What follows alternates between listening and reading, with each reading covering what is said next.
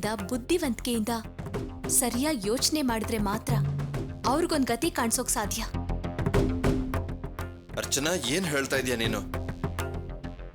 ನೀವು ಆ ರಾಜಶೇಖರ್ ಹತ್ರ ಏನಂತ ಹೇಳ್ಬಂದ್ರಿ? ಏನಂತ ಶಬ್ದ ಮಾಡಿದ್ರಿ? ನಿನ್ ಮುಂದೆನೆ ನಾನು ಬಾಳ್ ತೋರಿಸ್ತೀನಿ, ಮುದ್ದು ಕುಮಾರ್ ಸರ್ ಮೊದ್ಲಿನ ಸ್ಥಿತಿಗೆ ಬರೋ ಹಾಗೆ ಮಾಡ್ತೀನಿ ಅಂತ ತಾನೇ ಹೇಳಿದ್ರಿ. ಮೊದ್ಲು ಆ ಕೆಲಸ ಮಾಡಿ. ಅದೇ ನೀವ್ ಆ ರಾಜಶೇಖರ್ಗೆ ಕೊಡೋ ಏಟು, ಅದೇ ನಿಮ್ ಗೆಲುವು. ಹೌದಪ್ಪ ರಮೇಶ, ಅರ್ಚನಾ ಹೇಳೋದು ಸರಿನೇ. ಯಾವಾಗಲೂ ತಾಳ್ಮೆಯಿಂದಿರಬೇಕು, ಕೋಪ ಮಾಡ್ಕೋಬಾರ್ದು. ಜೀವನದಲ್ಲಿ ಎಚ್ಚರಿಕೆಯಿಂದ ಹೆಜ್ಜೆ ಇಟ್ಟರೆ ನಾವು ಮುಂದೆ ಬರೋಕ್ ಸಾಧ್ಯ. ಅದಕ್ಕೆ ಅಂತಲೇ ಮನೆ ಪತ್ರ ತಂದಿದ್ದೀವಿ. ಭಾಗ್ಯ ಕೊಡು. ತಗೋಪ್ಪ. ಈಗ ಈ ಪತ್ರ ನನ್ನ ಹೆಸರಲ್ಲಿ ಮಾತ್ರ ಇದೆ. ನಾಳೆ ಕಾನೂನಿನ ಪ್ರಕಾರ ನಿನ್ನ ಹೆಸರು ಬದಲಾಯಿಸ್ಕೊಡ್ತೀನಿ. ಈಗಿದು ನನ್ನ ಹತ್ರ ಇರೋದಕ್ಕಿಂತ ನಿನ್ನ ಹತ್ರ ಇದ್ರೇ ಭದ್ರವಾಗಿರುತ್ತೆ. ದಯವಿಟ್ಟು ತಗೋಪ್ಪ.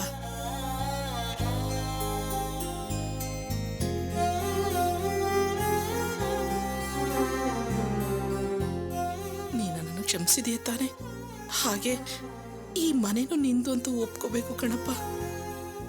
ಈಗ ನೀನು ಎದುರಿಸ್ಕೊಂಡ್ರೇನೆ ನಾನು ಮಾಡಿದ ಪಾಪಕ್ಕೆಲ್ಲ ಪರಿಹಾರ ಸಿಗೋದು. ತಗೊಳಪ್ಪ ರಮೇಶ. ನೋಡಿ, ನನ್ನ ಜೀವನದಲ್ಲಿ ನಾನೇ ನಿರ್ಧಾರ ತಗೊಂಡಿರೋ ಯಾವ ವಿಷಯನೂ ಇದುವರೆಗೂ ಸರಿ ಬರಲಿಲ್ಲ.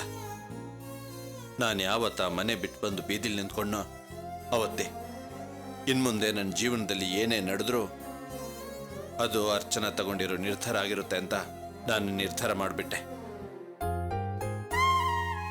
ಈ ವಿಷಯದಲ್ಲೂ ಅಷ್ಟೇ, ಅರ್ಚನಾ ನಿರ್ಧಾರ ತಗೋಬೇಕು.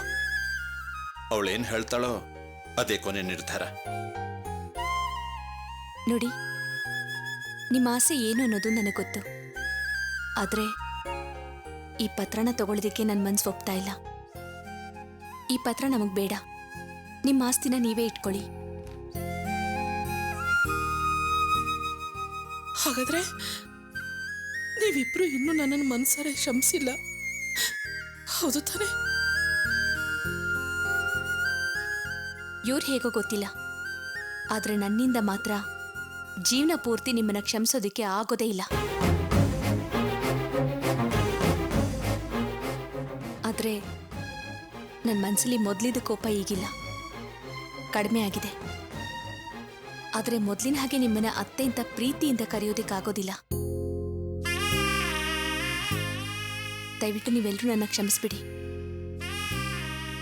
ಆರಂಭದಲ್ಲಿ ದೊಡ್ಡ ಮಾವ ಆ ಮನೆನ ನಿಮ್ಮ ಹೆಸರಲ್ಲಿ ತಾನೇ ಬರ್ದಿದ್ದು. ಮುಂದೇನೂ ಆ ಮನೆ ನಿಮ್ಮ ಹೆಸರಲ್ಲೇ ಇರಲಿ. ನಾವೇ ದುಡ್ದು ಸಂಪಾದನೆ ಮಾಡಿ ಮುಂದೆ ಬರ್ತೀವಿ ಅನ್ನೋ ಮಾತು ಇಲ್ಲಿವರೆಗೂ ನಮಗೆ ಬಾಯಿ ಮಾತೇ ಆಗಿತ್ತು. ಆದ್ರೆ ಇವತ್ತು ಅದು ನಮ್ಮ ಬಾಳಲ್ಲಿ ನಿಜ ಆಗಿದೆ.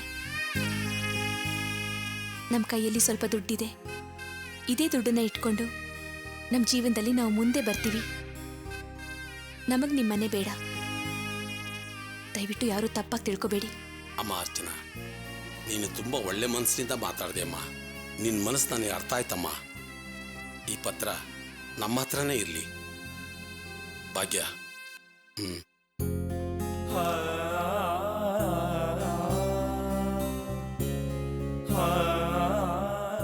ರಮೇಶ, ಅರ್ಚನಾ ಹೇಳೋ ಹಾಗೆ ನೀನು ಈ ದುಡ್ಡನ್ನ ಇಟ್ಕೊಂಡು ತುಂಬಾ ಎತ್ತರಕ್ಕೆ ಬೆಳಿಬೇಕಪ್ಪ. ನೀನು ಖಂಡಿತ ಬೆಳಿತೀಯ ಕಣೋ, ಆ ನಂಬಿಕೆ ನನಗಿದೆ. ಆದರೆ ನೀನು ಎಷ್ಟೇ ಲಕ್ಷ ಸಂಪಾದನೆ ಮಾಡಿದ್ರು ನಿನಗೆ ನಿನ್ನ ಪೂರ್ವಿಕರ ಆಸ್ತಿ ಅಂತ ಹೇಳ್ಕೊಳ್ಳೋಕೆ ಯಾವಾಗಲೂ ಆ ಮನೆ ಇರುತ್ತಪ್ಪ. ಅದನ್ನು ಮರಿಬೇಡ ನೀನು.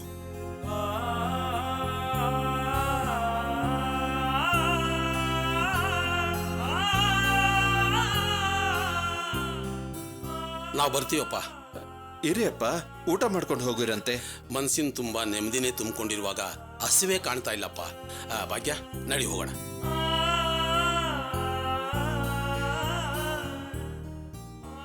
ಅಪ್ಪ, ಬರ್ತೀವಪ್ಪ.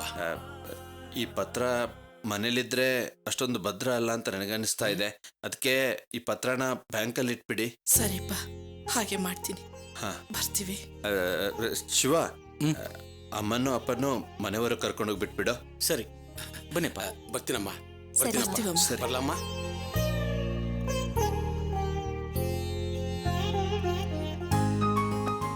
ಏ ವಾಸು, ನೀನ್ ನಿಜವಾಗ್ಲೂ ಗಂಡಸು ಕಣೋ. ಇವ್ನು ಹೇಳ್ದಂಗೆ ನೀನು ಪ್ರೂವ್ ಮಾಡಿ ತೋರಿಸ್ಬಿಟ್ಟೆ ನೋಡ್ದ್ಯಾ? ಅದಕ್ಕೆ ಅಲ್ವೇನಾ ಇವತ್ತು ಪಾರ್ಟಿ ಮಾಡ್ತಿರೋದಾ? ಒಂದ್ ಹೆಣ್ಣು ಕುತಂತ್ರ ಮಾಡಿ ಇವನ್ಗೆ ಭಯ ಪಡ್ಸೋದಕ್ ನೋಡ್ತು. ಈಗೇನಾಯ್ತು? ಚಿಂದಿ ಚಿಂದಿ ಉಡಾಯಿಸ್ಬಿಟ್ಟ. ಮಚ್ಚ ನೀ ನಿಜವಾಗ್ಲೂ ಗ್ರೇಟ್ ಮಚ್ಚ. ಹುಮ್ಮ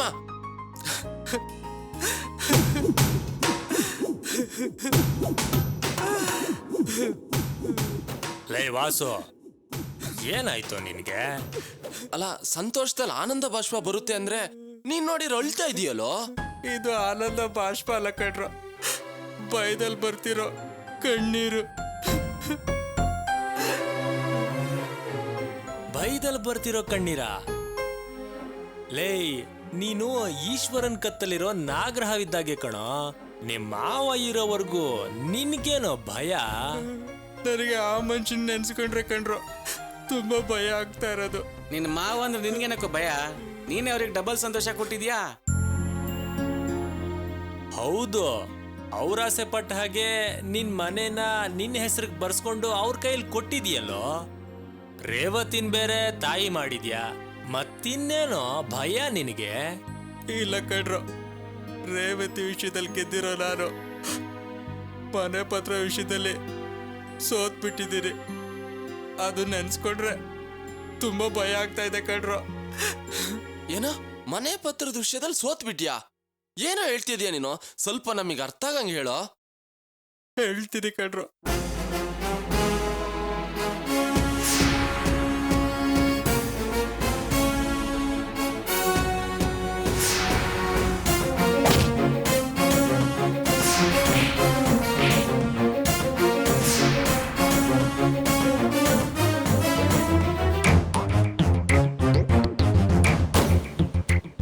ನಮ್ಮಪ್ಪ ಒಬ್ಬ ಕುಡುಕ.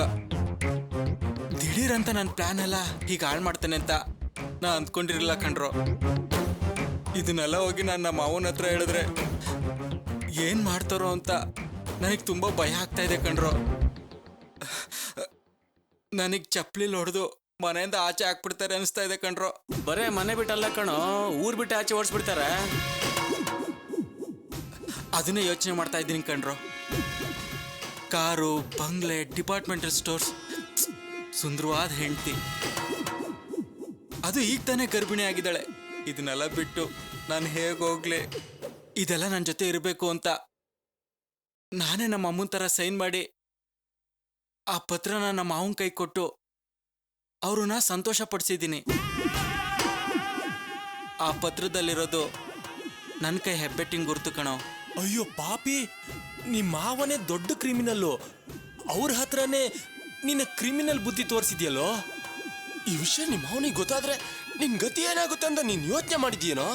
ಅದ್ರ ಬಗ್ಗೆನೇ ಕಣೋ ನನಗೆ ಭಯ ಆಗ್ತಾ ಇರೋದು. ನನ್ನಿಂದ ತಡ್ಕೊಳ್ಳೋದಿಕ್ಕೆ ಆಗ್ತಾ ಇಲ್ಲ. ಲೇ ವಾಸು, ಇವತ್ತಲ್ಲ ನಾಳೆ ಆ ಜಾಗನ ಅಕ್ವೈರ್ ಮಾಡ್ಕೊಳ್ಳೋದಕ್ಕೆ ನಿಮ್ಮ ಮಾವ ಬಂದೇ ಬರ್ತಾರೆ. ಆಗ ವಿಷಯ ಎಲ್ಲ ಆಚೆ ಬಂದ್ಬಿಡುತ್ತೆ. ಆಗೇನು ಮಾಡ್ತೀಯಾ? ಅದೇ ಗೊತ್ತಾಗ್ತಾ ಇಲ್ಲ ಕಣೋ. ಬೇಡ ಸ್ವಾಮಿ, ಬೇಡ. ನಿನ್ನ ಸವಾಸನೆ ಬೇಡ. ನಿನ್ ಫ್ರೆಂಡ್ಶಿಪ್ ಇವತ್ತಿಗೆ ಕಟ್ಟಾಗ್ಲಿ. ಇದೇ ಪಾರ್ಟಿ ಕೊನೆ ಪಾರ್ಟಿ ಆಗೋಗ್ಲಪ್ಪ. ಈ ವಿಷಯನಾದ್ರೂ ನಿಮ್ಮ ಮಾವನಿಗೆ ಗೊತ್ತಾಗಿ ನೀನ್ ಮಾಡಿರೋ ಈ ಹನಂದಾರಿ ಕೆಲ್ಸಕ್ಕೆ ನಮ್ ಸಪೋರ್ಟು ಇದೆ ಅಂತ ಗೊತ್ತಾದ್ರೆ ನಮ್ಮನ್ನೊಂದ್ ಗತಿ ಕಾಣಿಸ್ಬಿಡ್ತಾರೆ. ಅಷ್ಟೇ ನಮ್ ಕತೆ. ಲೋ, ಏನ್ರೋ ಇದು? ಇದರಿಂದ ತಪ್ಪಿಸ್ಕೊಳ್ಳೋದಕ್ಕೆ ಏನಾದರೂ ಐಡಿಯಾ ಕೊಡ್ತೀರಾ ಅಂತ ಕೇಳಿದ್ರೆ ಈಗಾಗಲೇ ಎದ್ರಕೊಂಡು ಕೂತಿರೋ ನನ್ನನ್ನು ಇನ್ನಷ್ಟು ಎದುರಿಸ್ತಾ ಇದ್ದೀರಲ್ರೋ. ಲೇ ವಾಸು, ನೀನು ಗೊತ್ತಾಗ್ದೇನೆ ಹುಲಿ ಬಾಲನ ಹಿಡ್ಕೊಂಡ್ ಬಿಟ್ಟಿದ್ಯಾ. ನೀನ್ ಅದನ್ ಬಿಟ್ರು ಅದು ನಿನ್ನನ್ನು ಬಿಡಲ್ಲ. ಹೇಗಾದ್ರೂ ಮಾಡಿ ನಿಮ್ಮ ಮಾವನಿಂದ ಈ ವಿಷಯದ ಬಗ್ಗೆ ತಪ್ಪಿಸ್ಕೊಳ್ಳೋದಕ್ಕೆ ದಾರಿ ಹುಡುಕು. ಇಷ್ಟು ಮಾತ್ರ ನಾವು ಹೇಳ್ಬೋದು ಕಣೋ. ಇವನು ಹೇಳಿದ ವಿಷಯ ಕೇಳಿ ಕುಡ್ದಿದ್ ನಶೆ ಎಲ್ಲ ಇಳ್ದೋಯ್ತು. ಇನ್ನೊಂದು ಕೊಟ್ರೆ ಹೇಳೋ. ಏ ಮರೇ, ಬಾರಪ್ಪ ಇಲ್ಲೇ.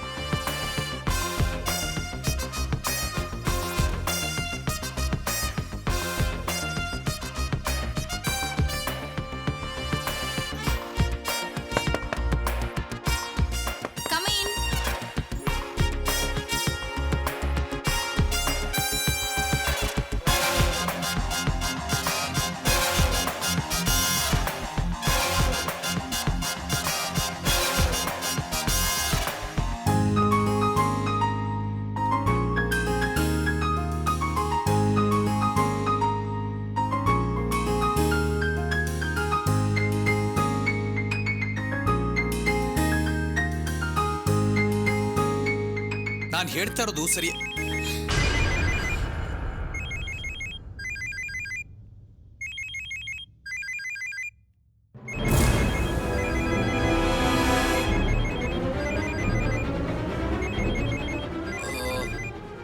Whose phone is that? Conference ನಡೆಯುವಾಗ ಸ್ವಿಚ್ ಆಫ್ ಮಾಡಬೇಕಲ್ವಾ? Can you please switch it of?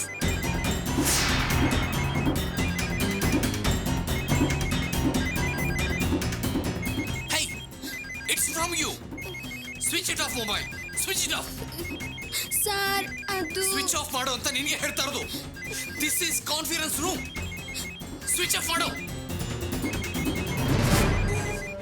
You idiot. ನಾನು ಹೇಳಿದ್ ನಿಂಗೆ ಅರ್ಥ ಆಗ್ತಿಲ್ವಾ? ಮೊಬೈಲ್ ಸ್ವಿಚ್ ಆಫ್ ಮಾಡು. Switch off it. Get out of my sight. ನನ್ನ ಕಣ್ಮುಂದೆ ನಿಂತ್ಕೋಬೇಡ, ಹೋಗು. Nonsense. Kavya, ask her not to come inside the conference room. ಹಾಗೇನಾದ್ರೂ ಬಂದ್ರೆ ಹೇಗೆ ಬಿಹೇವ್ ಮಾಡಬೇಕು ಅಂತ ಹೇಳ್ಕೊಡು. ಗೋ. ಓಕೆ ಮಾಡಿ. Excuse me. It's okay.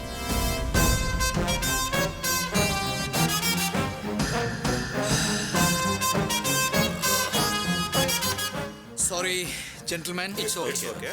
Let's continue our meeting. Sure. Fine. Where was I? Yes, fine. ನಾನು ಹೇಳ್ತಾ ಇದ್ನಲ್ಲ.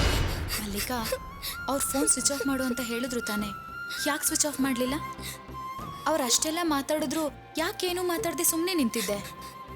ಅದು ಫೋನು ರೌಕೆ ಒಳಗಡೆ ಇತ್ತು. ಅಷ್ಟೊಂದು ಜನದ ಮುಂದೆ ಹೇಗೆ ತೆಗಿಯೋದು? ಅದಕ್ಕೆ ಸುಮ್ಮನೆ ನಿಂತ್ಕೊಂಡ್ಬಿಟ್ಟೆ. ಸರಿ, ನಿನ್ನ ಪರಿಸ್ಥಿತಿ ನನಗೆ ಅರ್ಥ ಆಗುತ್ತೆ. ಅವ್ರು ಬೈದ್ರು ಅಂತ ನೀನೇನು ಬೇಜಾರು ಮಾಡ್ಕೋಬೇಡ. ನಾನು ಅವ್ರಿಗೆ ಹೇಳ್ತೀನಿ. ನೀನು ಹೋಗಿ ನಿನ್ನ ಕೆಲಸ ನೋಡು.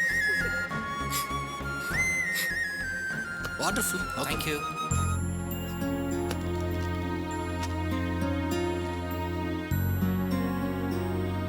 ನೀನಿನ್ನೂ ಅವಳನ್ನ ಕೆಲ್ಸಕ್ಕೆ ಇಟ್ಕೊಂಡಿದ್ಯಾ?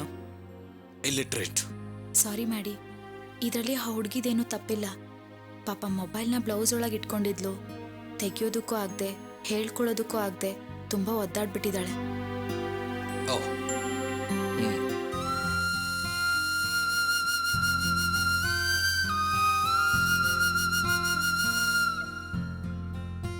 ಓಕೆ, ಜಯರಾಮ್ ಸೈನ್ ಆಗಿದೆಯಲ್ಲ? ಆಗಿದೆ ಓಕೆ. ಸರ್.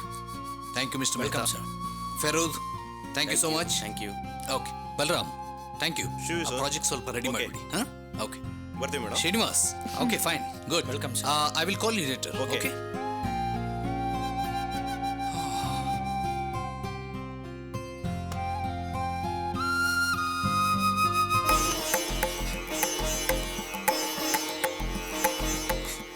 ಮೇಡಮ್, ನಂಗೆ ಈ ಕೆಲಸ ಸರಿ ಬರೋದಿಲ್ಲ.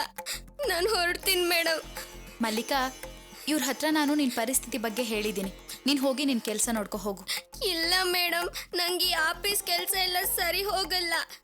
ನಂಗೆ ಯಾವುದಾದ್ರೂ ಮನೇಲಿ ಪಾತ್ರೆ ತೊಳೆಯೋದು, ಬಟ್ಟೆ ಒಗೆಯೋದು, ಕಸ ಗುಡಿಸೋದು ಇಂಥದ್ದೇ ನಂಗೆ ಲಾಯಕ್ಕು. ನನ್ನಿಂದ ನಿಮಗೆ ಸಮಸ್ಯೆ ಬರೋದು ಬೇಡ. ನಿಮ್ಮನ್ನು ನೋಡಬೇಕು ಅನ್ನಿಸ್ದಾಗ ನಾನೇ ಬಂದು ನೋಡ್ಕೊಂಡು ಹೋಗ್ತೀನಿ. ನಾನು ಹೊರಡ್ತೀನಿ. ಏ Mallika, it's okay, it's okay. ನೀನು ಎಲ್ಲಿಗೂ ಹೋಗೋದು ಬೇಡ, ಇಲ್ಲೇ ಕೆಲಸ ಮಾಡ್ಕೊಂಡಿರು.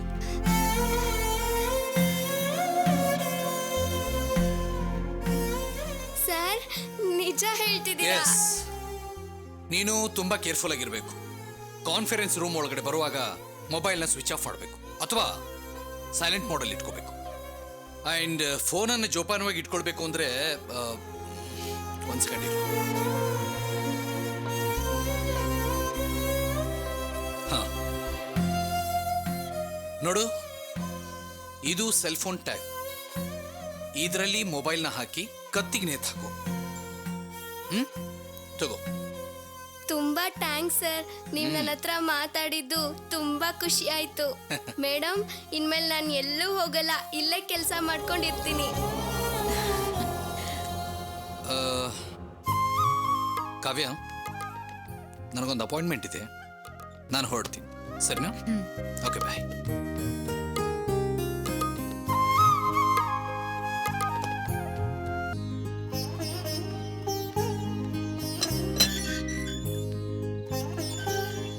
ಯಾಕಂತ ಇಷ್ಟೊಂದು ಲೇಟಾಗಿ ಬರ್ತಿದ್ದೀರಾ?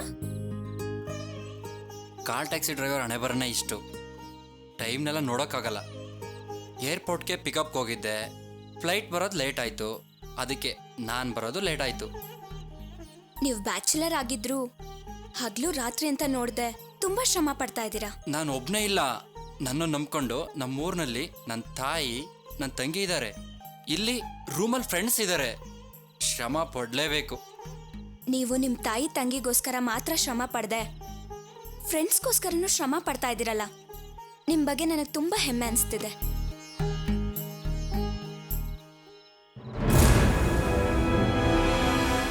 ನನಗೊಂದು ಕೆಲಸ ನೋಡಿ ಅಂದಿದ್ನಲ್ಲ, ಎಲ್ಲಾದ್ರೂ ಕೇಳಿದ್ರಾ? ಹಾಂ, ಒಂದೆರಡು ಮೂರು ಕಡೆ ಹೇಳಿದ್ದೀನಿ. ಆದಷ್ಟು ಬೇಗ ನಿಮಗೂ ಕೆಲಸ ಸಿಗುತ್ತೆ.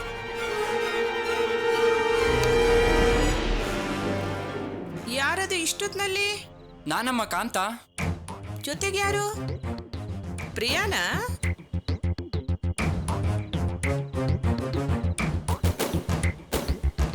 ಇಷ್ಟೊತ್ನಲ್ಲಿ ಏನ್ ಮಾಡ್ತಾ ಇದ್ದೀರಾ? ಅಮ್ಮ, ವಟಾರದಲ್ಲಿ ಎಲ್ಲರೂ ಮಲಗಿದ್ದಾರೆ. ಇಷ್ಟೊತ್ನಲ್ಲಿ ನಿಮ್ದೇನು ಮಾತು? ಇಲ್ಲಮ್ಮ, ಪ್ರಿಯವರು ಒಂದು ಕೆಲಸ ನೋಡಿ ಅಂತ ಹೇಳಿದ್ರು, ಅದ್ರ ಬಗ್ಗೆನೇ ಮಾತಾಡ್ತಾ ಇದ್ದು, ಬೇರೆ ಏನಿಲ್ಲಮ್ಮ. ಇದ್ಯಾಕೋ ನನಗೆ ಸರಿ ಬರ್ತಾ ಇಲ್ಲ. ಕೆಲಸದ ಬಗ್ಗೆ ಮಾತಾಡದಿದ್ರೆ ಬೆಳಗ್ಗೆ ಮಾತಾಡ್ಬೇಕಾಗಿತ್ತು, ಅದು ರಾತ್ರಿ ಇಷ್ಟೊತ್ನಲ್ಲಿ. ವಯಸ್ಸಿಗೆ ಬಂದು ಒಂದು ಹುಡುಗ ಹುಡುಗಿ ಮಾತಾಡ್ತಾ ಇರ್ಬೇಕಾದ್ರೆ ಏನ್ ಅರ್ಥ? ನೋಡು, ನಾನು ಈ ವಿಷಯನ ಸುಮ್ಮನೆ ಬಿಡೋದಿಲ್ಲ. ಏನಮ್ಮ ನೀವು? ನಾವಿಬ್ರು ಫ್ರೆಂಡ್ಲಿ ಆಗಿ ಮಾತಾಡ್ತಿದ್ರೆ ನೀವು ಅದನ್ನೇ ಬೇರೆ ಅರ್ಥದಲ್ಲಿ ತಪ್ಪಾಗಿ ಮಾತಾಡ್ತಿದ್ದೀರಾ. ಎಲ್ರೂ ಆರಂಭದಲ್ಲಿ ಹೀಗೆ ಮಾತಾಡೋದು. ನನ್ನ ವಯಸ್ಸಿಗೆ ನಾನು ಎಷ್ಟು ಜನ ನೋಡಿದ್ದೀನಿ ಗೊತ್ತಾ? ಈ ವಠಾರಕ್ಕೆ ಒಂದು ಮರ್ಯಾದೆ ಇದೆ, ಅದು ಹಾಳಾಗೋದಕ್ಕೆ ನಾನು ಎಂದು ಬಿಡೋದಿಲ್ಲ. ಏಯ್ ಅರ್ಚನಾ, ರಮೇಶ. ಅಮ್ಮ ಅಮ್ಮ, ಏನಮ್ಮ ನೀವು ಇಷ್ಟೊಂದು ಸಾಧಾರಣವಾದ ವಿಷಯನ ದೊಡ್ಡದು ಮಾಡ್ತಾ ಇದ್ದೀರಲ್ಲಮ್ಮ. ಏಯ್, ಯಾವುದೋ ಸಾಧಾರಣವಾದ ವಿಷಯ? ವಯಸ್ಸಿಗೆ ಬಂದ ಒಂದು ಹುಡುಗನು ಒಂದು ಹುಡುಗಿನು ರಾತ್ರಿ ಇಷ್ಟೊತ್ತಿನಲ್ಲಿ ಇಬ್ಬರೇ ನಿಂತು ಮಾತಾಡೋದು ಸಾಧಾರಣ ವಿಷಯನಾ? ಅರ್ಚನಾ, ರಮೇಶ, ಅರ್ಚನಾ, ಆಚೆ ಬನ್ನಿ ಇಬ್ರು. ಅಮ್ಮ ಅಮ್ಮ, ಬೇಡ ಅಮ್ಮ. ಅಮ್ಮ ಅಮ್ಮ, ಒಂದ್ ನಿಮಿಷ. ರಮೇಶ, ಅರ್ಚನಾ, ಎದ್ದು ಆಚೆ ಬನ್ನಿ. ರಮೇಶ, ಅರ್ಚನಾ, ಆಚೆ ಬನ್ನಿ. ಏನಮ್ಮ, ಯಾಕೆ ಹೋಗಿದ್ರಿ? ಯಾಕೆ ಕೂಗಿದ್ದ? ಇವರಿಬ್ಬರನ್ನು ನಾ ಸಾಕ್ಷಿ ಸಮೇತವಾಗಿ ಹಿಡಿದಿದ್ದೀನಿ.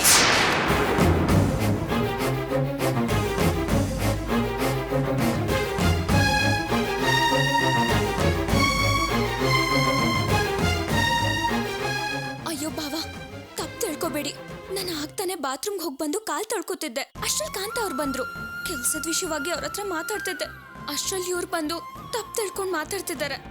ಆಹಾ, ಬೆಳಗಾಗೋ ಅಷ್ಟರಲ್ಲಿ ಅವನೇನು ಓಡೋಗ್ಬಿಡ್ತಾ ಇದ್ನಾ? ಇದೇ ಒಟ್ಟಾರದಲ್ಲಿ ತಾನೇ ಇರೋದು. ಬೆಳಿಗ್ಗೆ ಮಾತಾಡ್ಬೇಕಾಗಿತ್ತು, ಅಥವಾ ಎಲ್ರ ಎದುರುಗಡೆ ಮಾತಾಡ್ಬೇಕಾಗಿತ್ತು. ಅದನ್ನ ಬಿಟ್ಟು ಇಬ್ರೇ ನಿಂತು ರಾತ್ರಿ ಹೊತ್ತು ಮಾತಾಡೋದು ಏನಿತ್ತು? ಏನಮ್ಮ ನೀವು ಏನೇನೋ ಕಲ್ಪನೆ ಮಾಡ್ಕೊಂಡು ಮಾತಾಡ್ತಾ ಇದ್ದೀರಾ? ಪ್ರಿಯಾಗೆ ಕಾಂತನ ಹತ್ರ ಕೆಲಸದ ವಿಷಯದ ಬಗ್ಗೆ ಮಾತಾಡೋ ಅಂತ ನಾನೇ ಹೇಳಿದ್ದು. ಅದನ್ನೇ ಮಾತಾಡ್ತಿರ್ತಾಳೆ. ನೀವ್ ಅದಕ್ಕೆ ಏನೇನೋ ಬಣ್ಣ ಕಟ್ ಮಾತಾಡ್ತಿರಲ್ಲ. ರವಿಕೆಗೆ ಹುಕ್ ಸಾಕೋದ್ರ ಜೊತೆ ಈ ಕೆಲಸ ಬೇರೆ ಮಾಡ್ತಾ ಇದೀಯ ನೀನು?